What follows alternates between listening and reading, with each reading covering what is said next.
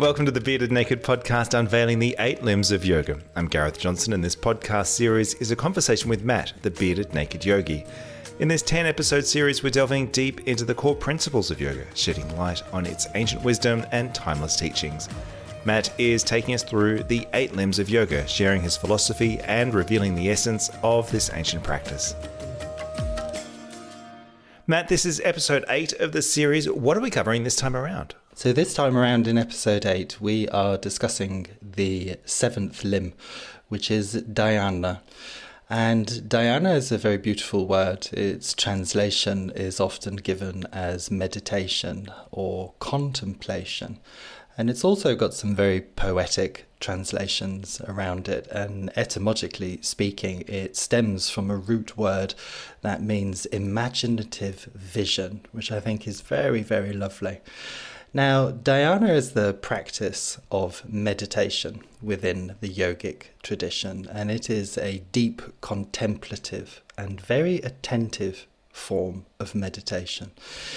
We perhaps can see here how many of the exercises of the 8 limbs, and certainly within the second half of the 8 limbs, are more concerned with that internal journey that we take inside of ourselves. Pratyahara, the practices of withdrawing the senses from the outside world to establish a very deep and intimate connection with ourselves.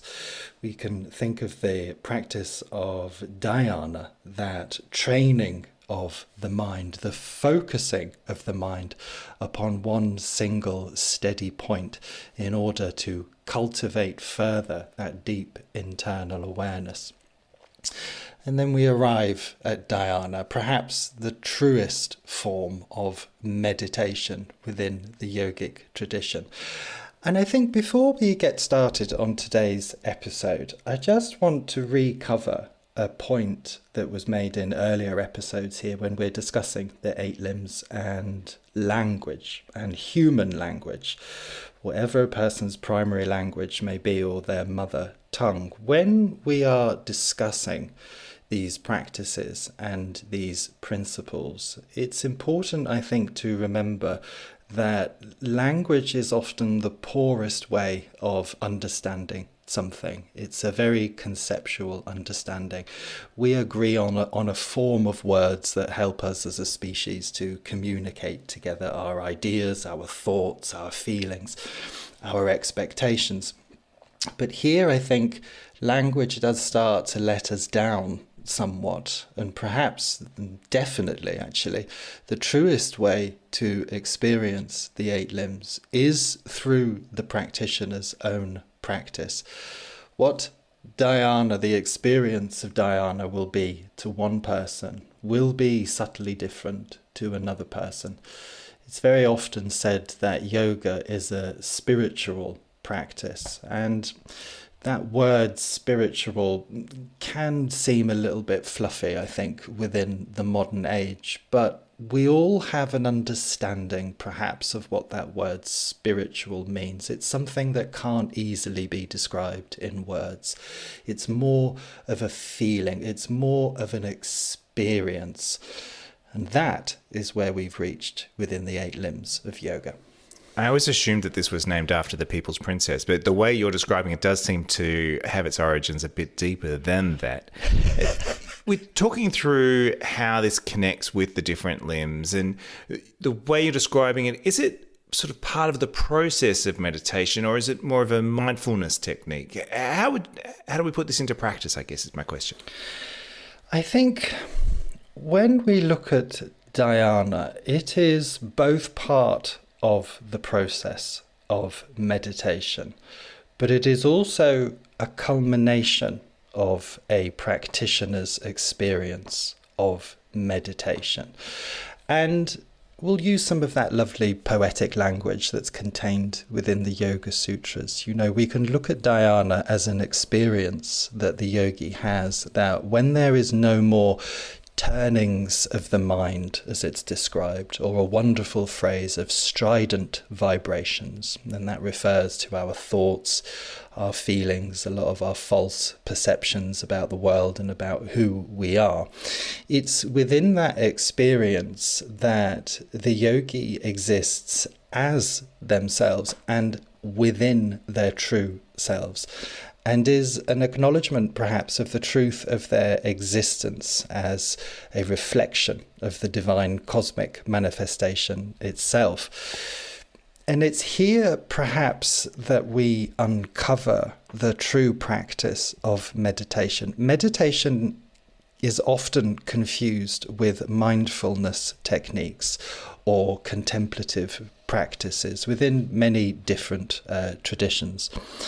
But by their very nature, these contemplative practices or mindfulness techniques, when looked at with this yogic eye, they are not a practice of meditation. Within mindfulness, so let's cast our mind back to episode 7 of Dhyana.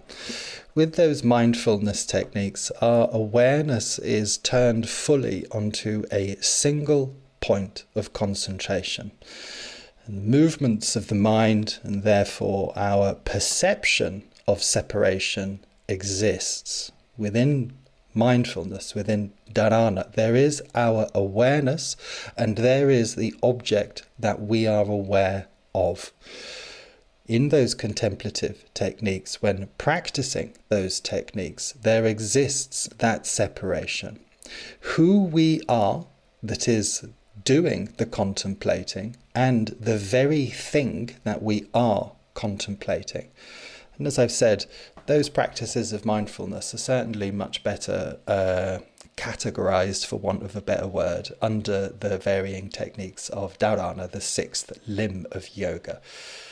The meditation side of this, the dhyana part of this, well, that's the culmination of all of those exercises brought together. Just recap that for me, because there's quite a lot of nuance there almost, isn't there?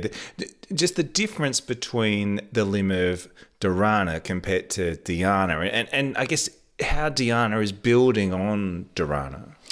So within the practice of dhyana, as we say, yogic meditation, there is a complete dissolving or loss of any sense of separation between the yogi and between the practice of meditation itself.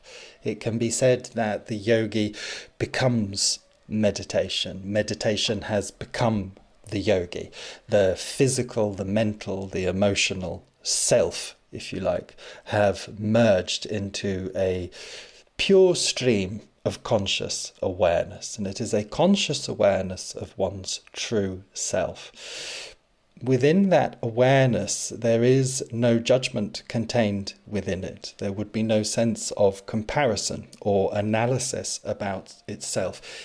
It's not an experience of reaching into the past or reaching into the future.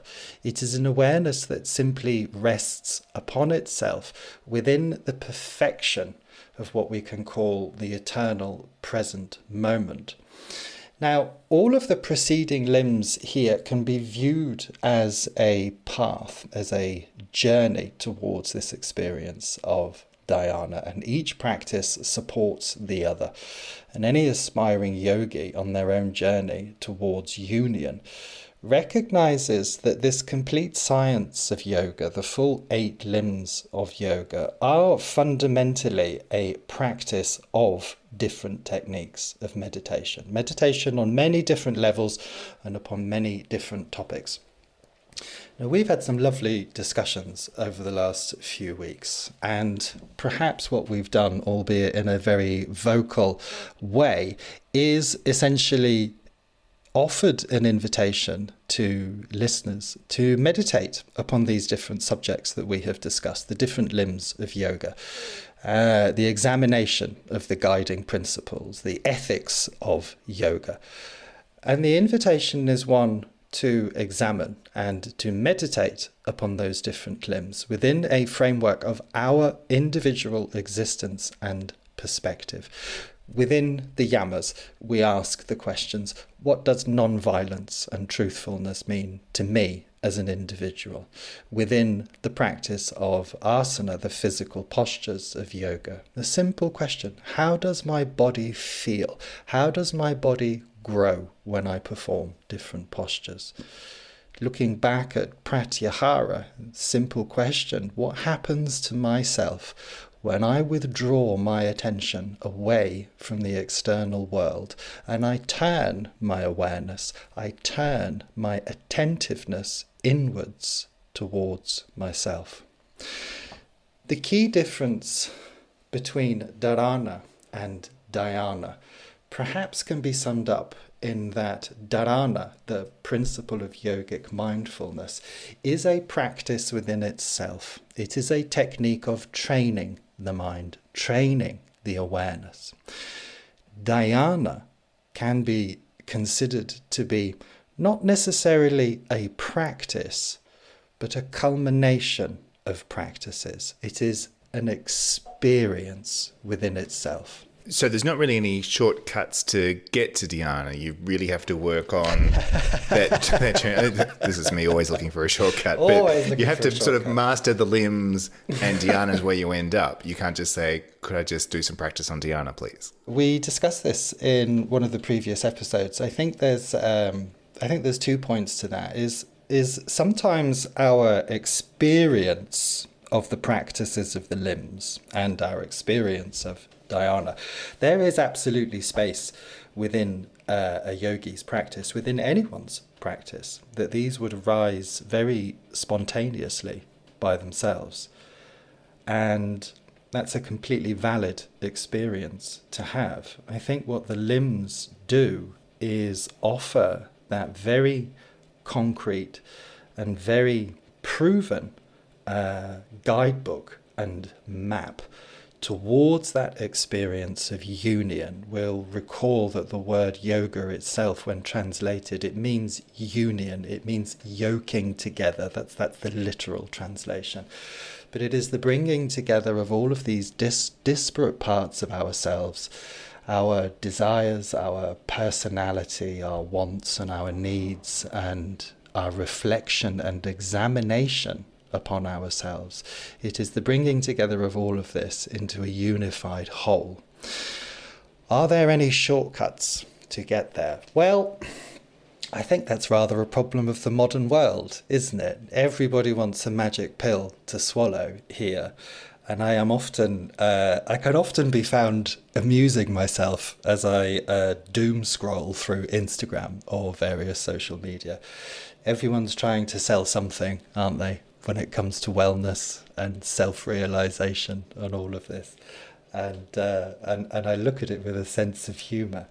There are no shortcuts to get here.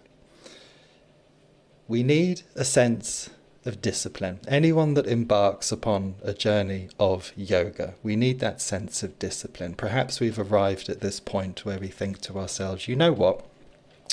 I've got to a stage in my life and I'm feeling quite reflective and I'm asking myself some big, deep questions here. You know, who am I?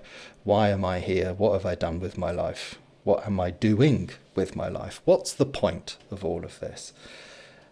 And again, I think yoga offers the individual and anyone who embarks on that journey with a sincere willingness to learn and examine and ask questions of themselves. It offers that path towards answering those questions for the individual. And there's no quick way of getting there. We are like those proverbial onions that everyone talks about when it comes to the examination of the self. There's always another layer to get through, and we think we've cracked it, and then all of a sudden there's something else, and then all of a sudden there's something else, and then there's something else behind that. And you just get caught in this spiral of nonsense, if you ask me. I think what yoga does, and I think what yoga offers to the world in terms of its techniques and practices, is it offers a great support to an individual that's on that sincere journey. There's many people across the ages that have examined all of this, have practiced yoga, saints, sages, rishis, call them whatever you want, from within the yogic tradition itself and from within other traditions. There's no easy way to get there, and that's not to say that it's a difficult journey to undertake, but enjoy the journey. Don't be so desperate to arrive at the final point of all of this, because here's the interesting question: how do you know you're not already there? That brings us to the end of episode 8 of the Bearded Naked podcast, unveiling the 8 limbs of yoga. I'm Gareth Johnson. You can find me on Twitter at GTV London. If you want to get in touch with Matt or find out more about his online courses and retreats, head over to his website, thebeardednakedyogi.com.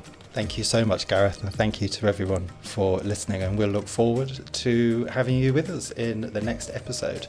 Episode 9 of this series, we are going to be exploring the 8th and final limb of yoga, Samadhi. Namaste, and thank you very, very much.